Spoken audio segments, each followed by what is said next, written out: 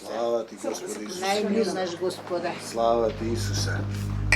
Slava ti, Gospodi Isuse Hriste. Ne, slava ti, Isuse. Slava ti, Gospodi Isuse Hriste.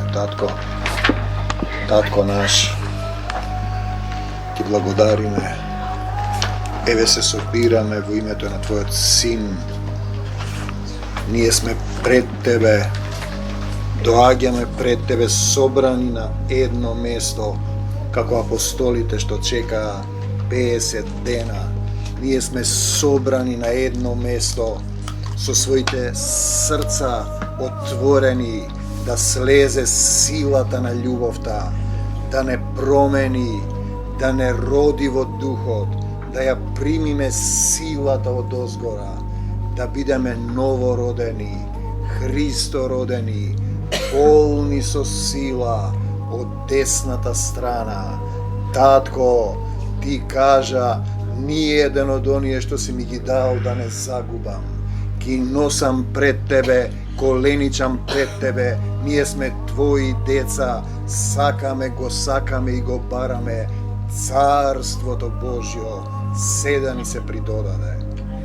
Согласни сме во името на Господ Исус Христос по стиховите, кога двајца ќе се согласат за една работа и ќе побараат од Отецот. Ние сме согласни за една работа, но ние си простуваме едни на други. Секаква пречка, секакво непростување и врзаност ја отфрламе, ги отвораме срцата и простуваме. Никого не осудуваме. Ти благодариме што не учиш да не осудуваме. Ти си судијата. Ние ја прифаќаме Твојата волја во секој еден од нас. Да дојдеш да не водиш, да не накалемиш на лозата, да даваме многу плод. Те сакаме, Господи Исусе Христе, се покајуваме за секој грев. Покажи ни што не сме покајале. И се покајуваме за гревовите на нашите предци и согласни сме дека Ти да дојдеш во нашите срца, Ти да не исцелиш, Ти да ни покажеш љубен, возлюбен Господи Исусе Христе, име над секое име. Јас коленичам пред Тебе, прости му на мојот народ за сето идолопоклонство што го прави. Прости му што ја внесе старата религија пред да те запознаат и ги прави празниците бесплодни и мртви во мртва вера. Прости му, татко, не знаат што прават. Господе Исусе Христе, дај ни сила да засветиме, да бидеме светлина на светот, да не бидеме идолопоклоници на мртва и на лажна вера. Ние ќе отвориме неколку прашања што слегува денеска. По принципот, тој е учителот, тој кажува што да зборуваме, тој не учи, не викајте никого на земјата учител. Заедништво со Исус не, што значи да се исцелам не, со кого се врзувам, како ме води, ова ќе да беше, која беше. Демони, духови на лажно христијанство, тоа е интересна тема, но не е таа. Садукеите, Манде што ја постави прашањето, минатиот пат, добро прашање, секогаш кога има приказна овде, која се однесува на телесен човек, има длабоко духовно значење, како на мали деца што се објаснува да разбере што е суштината.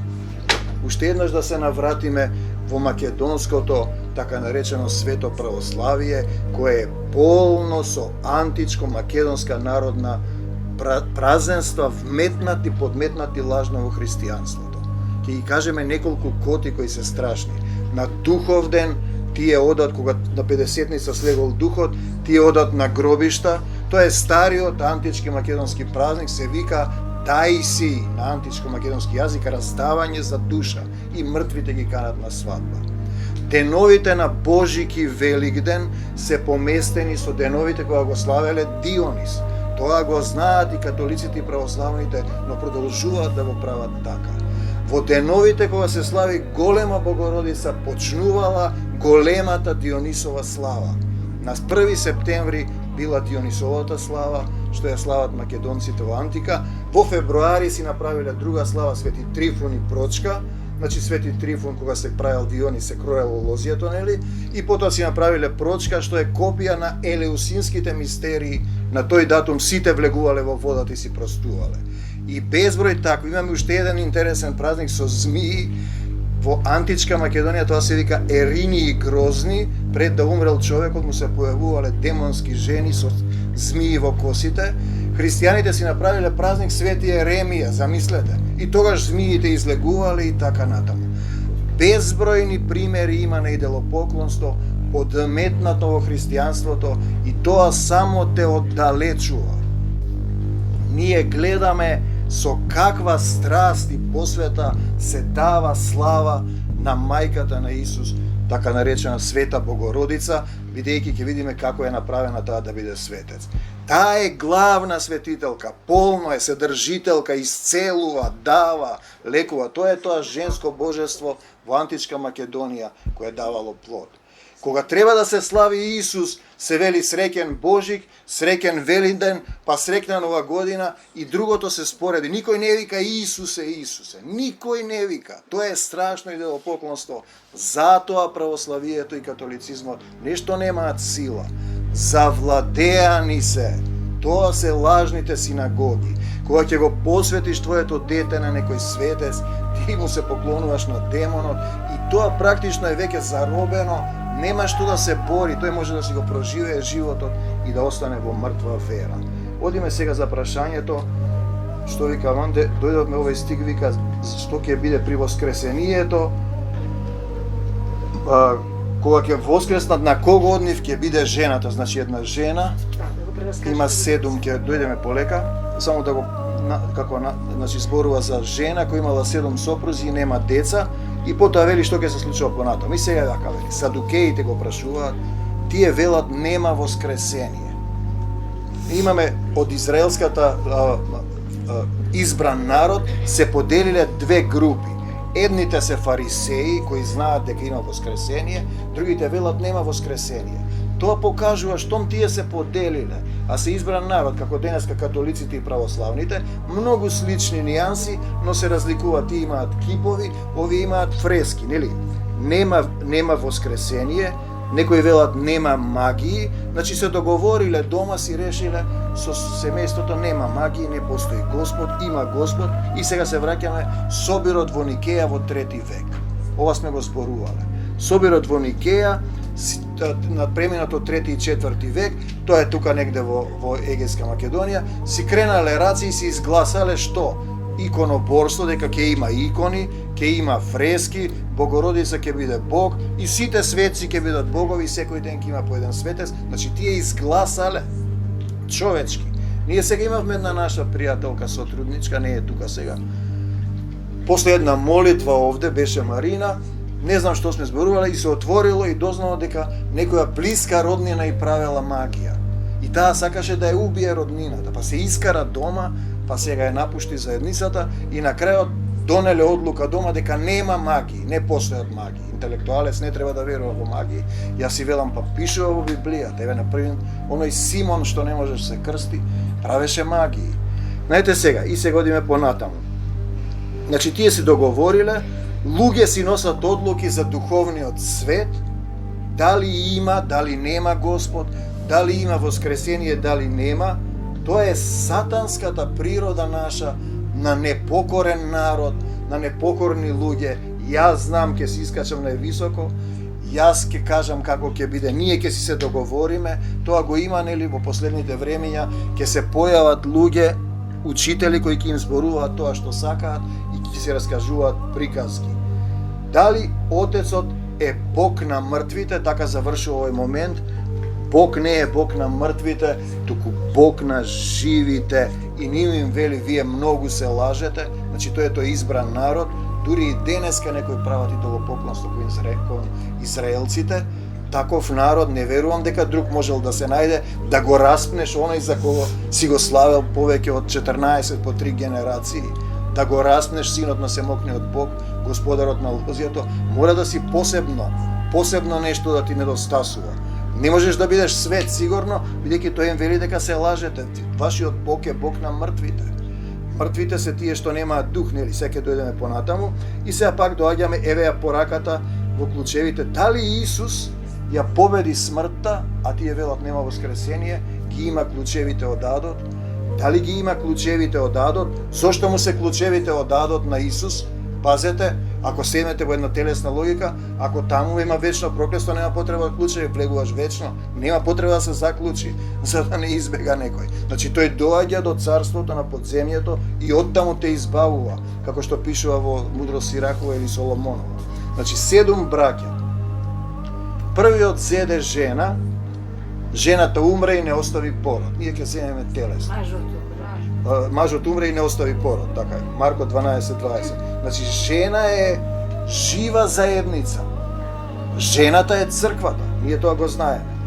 Исус е младоженецот. Исус не умира. Тој е младоженец кој не умира. Телесни младоженци умираат. Исус не умира и остава пород. Остава синови и ќерки Божји.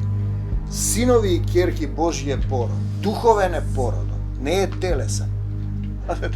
Телесниот пород е мртов се додека е без дух.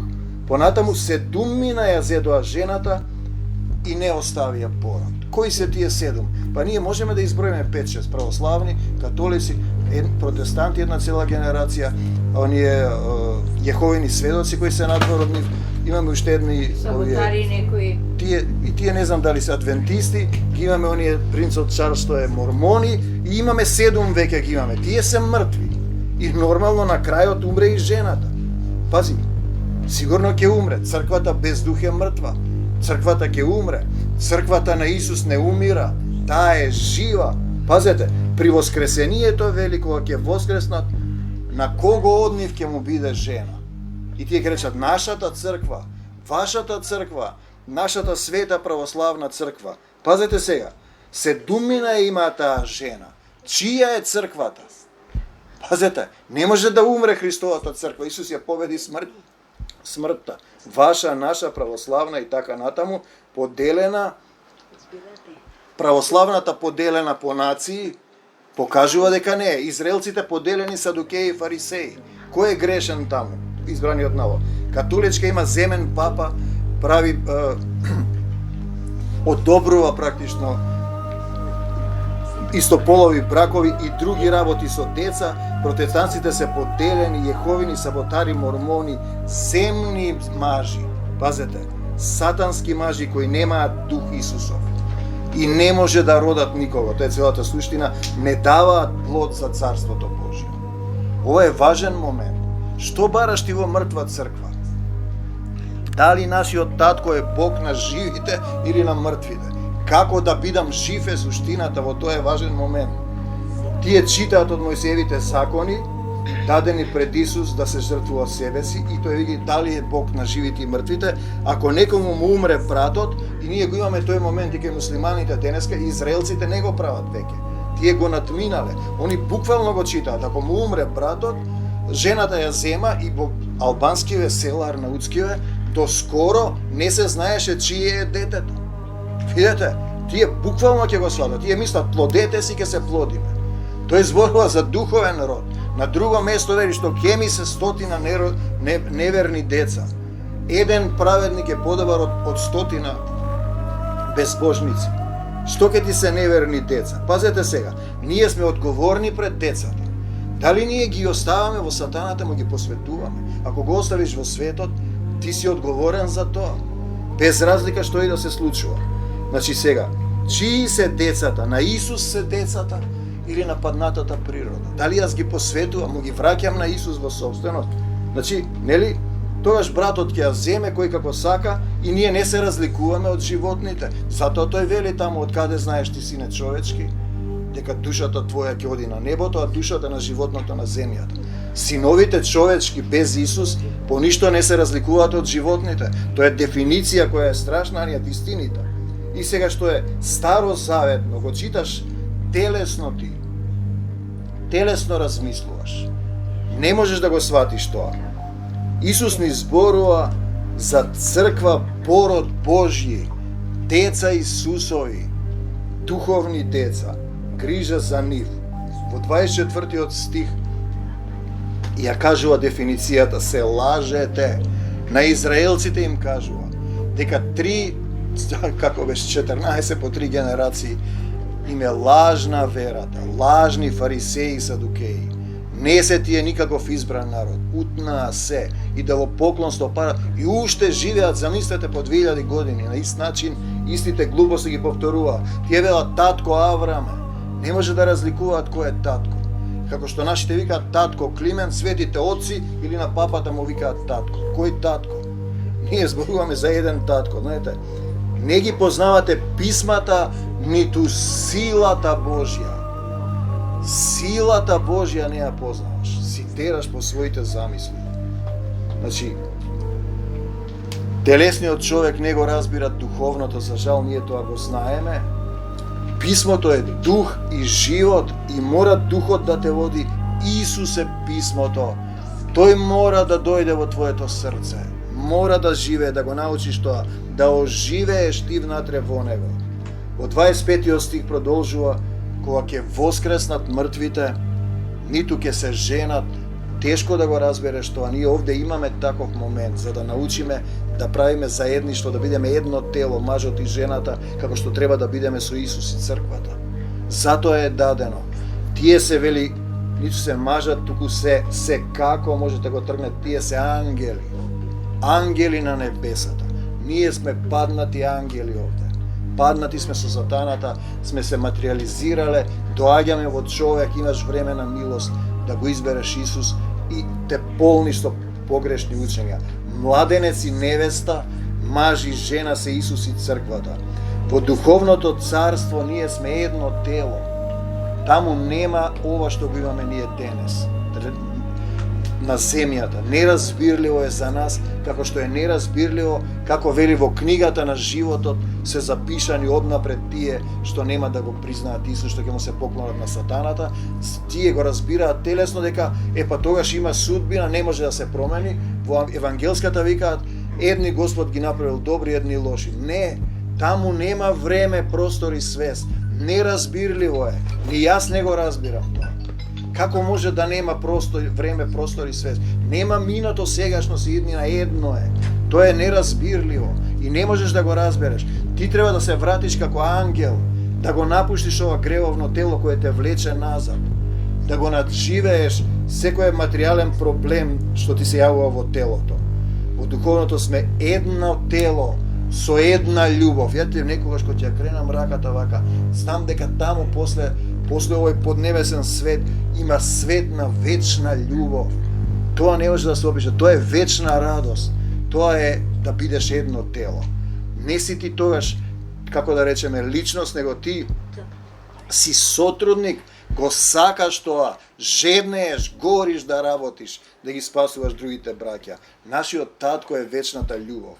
Во 26 стих ги подсетува каде е пишано за воскресение на мртвите на повеќе места.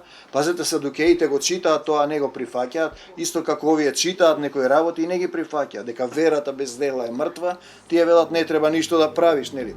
Значи во книгите на Мојсе е пишано за воскресението, кога му рече Бог во капината, јас сум Бог Аврамов, што значи тоа? Бог Исаков, Бог Јаковов, тој сака да каже, тој не се менува, тој е непроменлив, му ја покажува на еден начин, му ја црта вечноста. Јас сум и на Јаков, и на Исак, и на тие. Се разбира, тоа е и на православните, и на католиците, и на протестантите, и на муслиманите, но не го прифаќаат во срцето, си прават идолопоклонство. Се вметнал сатаната и им раскажува приказни. Спознајте ја вистината е суштината и таа ќе ве ослободи. И ти рече, што да ја спознам, истражуваш во книги. Исус треба да го спознаеш. Да го спознаеш значи да го заљубиш до крај, да се фатиш за него, да не се пушташ, да оставиш се, но не значи да не ги љубиш сите други. Некогаш треба да излезеш ти, за да им помогнеш да другите околу себе. Семејството, нели непријатели на човекот се неговите домашни. Ние го гледаме тој момент. Ние сите имаме по некој што не верува. Не можеме да фатиме да ги отепаме, но мора да се стави јасна граница дали јас ќе го оставам Исус, секој има такви, или ќе останам во Исус и ќе пробам да го донесам. Исус ќе ти даде сила да го надвладееш. Значи читаат, проучуваат од словата заповеди, не ги исполнуваат, фарисеи, цитати, стихови, приказни. Ова не се дадени приказни, мораш да ја разбереш суштината. Суштината е тоа се бесплодни и мртви цркви, сатанска синагога, не те прави христијанин. Гледајте какво идолопоклонство. Исус е као некој ќоше таму и плаче, знаете зошто? Зошто мојот народ и неговиот и мојот и вашиот гине од незнаење, не сака да слуша. Тоа се како диви животни и ќе поминат низ учење, ќе поминат низ процесот. Животните се убиваат едни со други. Се јадат, ние велиме законот на природата. Па тоа е Божиот закон на љубовта. Треба да научиш како да останеш жив во Исус, како да преживееш, како да победиш во љубовта. Не доаѓаат кај Исус да им даде живот вечен. Не доаѓаш кај Исус. Без разлика што доаѓаш во црквата. Мораш да дојдеш кај Исус, да му дадеш се, да го примиш тоа што ти ќе ти го даде тој. Словото на твоето сведоштво. Бог е Бог на живите, да бидеш жив. Да бидеш жив значи да зборуваш, да зрачиш, да светиш, сите да знаат. Пазете сега, тие да им даде живот вечен и си живее, си ја присвојува, го имаме онај стих, порано сме го обработувале, некој држи таткова жена. Кој е тој некој? Па тие нивните цркви на земјата. Жената, црквата е на Отецот Небесен, децата се тие негови, кои не ја знаат вистината. И викат, наша е црквата, и затоа е тоа мртва црква, на крајот умре и црквата, односно жената. И ќе дојдеме ние до тој момент, сме го зборувале, тоа не дава духовен пород, не раѓа синови и ќерки Божји, неплодна е, самата умира, ја водат мртви водачи, мажи без дух. И ние пак ќе дојдеме. Глава на Исус е Отецот. Значи, Исус не зборува од себе, Духот зборува во Исус.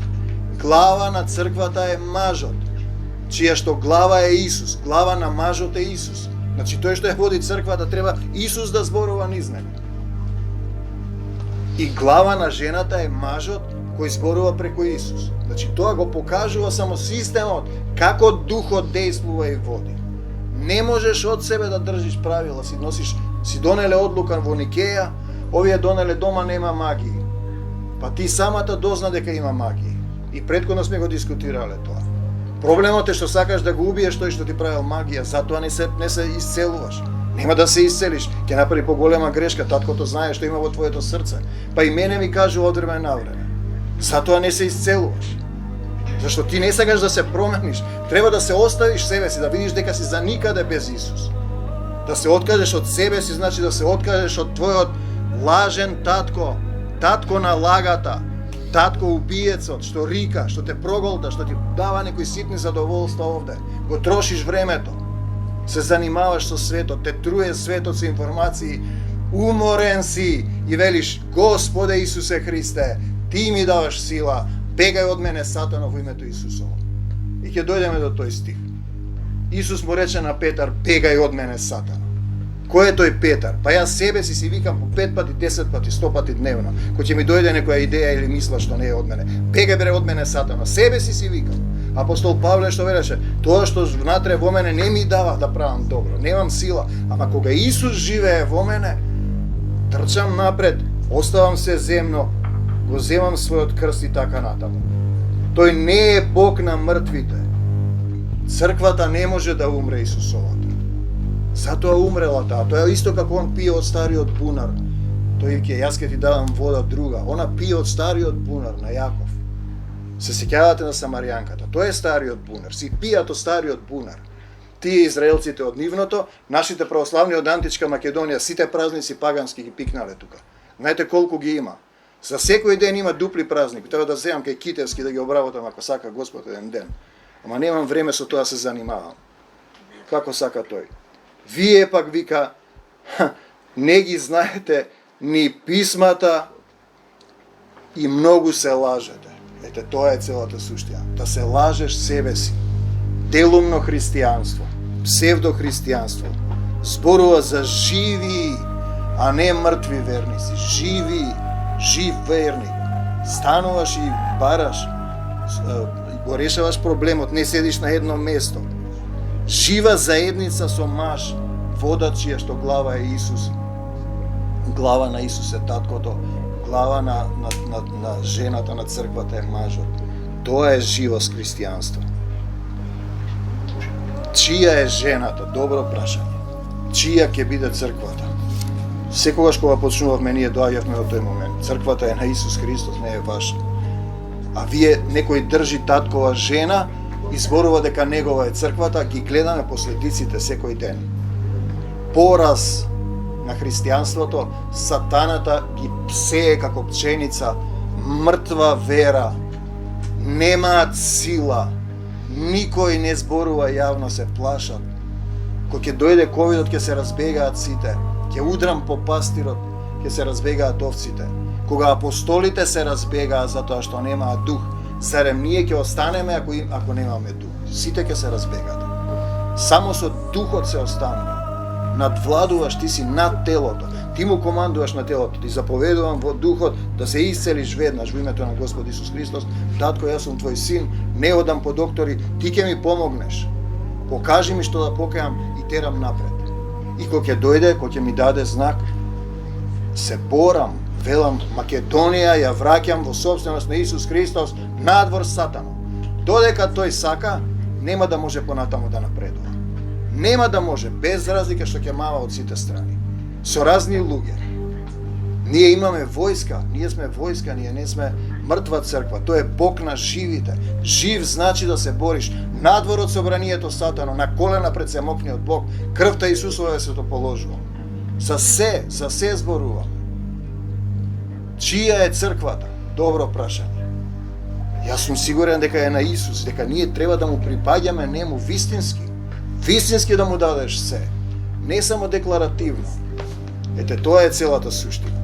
Се гледа тоа како реагираш, како се однесуваш во било која состојба кога ќе ти се случи, кога непријатели на човека се неговите домашни и демоните што се внатре во тебе, старите навики, старите приказни. Ти си тогаш мртва црква и ќе нема да оставиш плод. Ќе го поминеш твоето време и потоа ќе треба ќе се остави пуст твојот дом, како што вели, се остава пуст твојот дом, далеко од очите мои, во крајна темнина негде има препев, се додека не посакаш од срце да кажеш: Исусе, благословен оној што доаѓа. Некој ќе дојде, нема да те остави. Добриот пастир оди за загубената овца додека не ја најде. Додека не ја најде. Тој ќе ти прати, ако не си готов, ќе те чека, ќе поминуваш низ фази.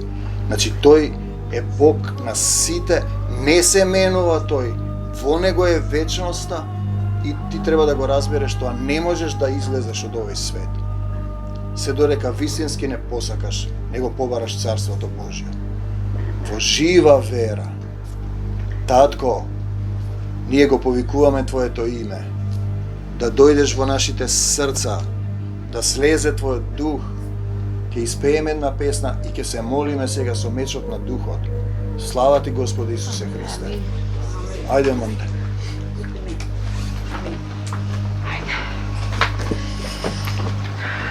Браќа, се ти предавам. Може, таа не сме ја пели. Се ти предавам тебе. 38.